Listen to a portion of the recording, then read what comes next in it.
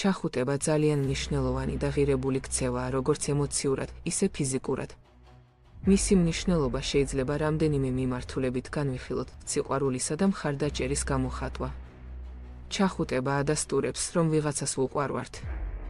სტრესისა და შფოთვის შემცირება.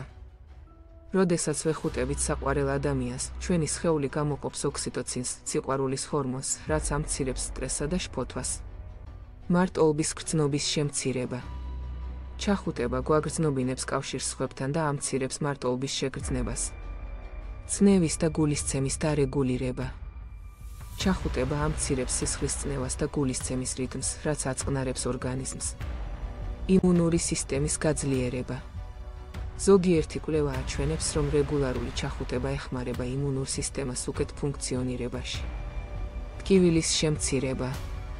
ოქსიტოცინი და ენდორფინები, რომლებიც ჩახუტებისას გამოიყოფა, ბუნებრივად ამცირებს ტკივილს. ნდობის გაზრდა. ჩახუტება აძლიერებს ადამიანებს შორის ნდობას და ურთიერთობებს. კომუნიკაციის გაუმჯობესება. ზოგჯერ სიტყვების გარეშე გამოხატული ემოცია უფრო ძლიერია ვიდრე სიტყვები. ბავშვებში ემოციური განვითარების ხელშეწყობა.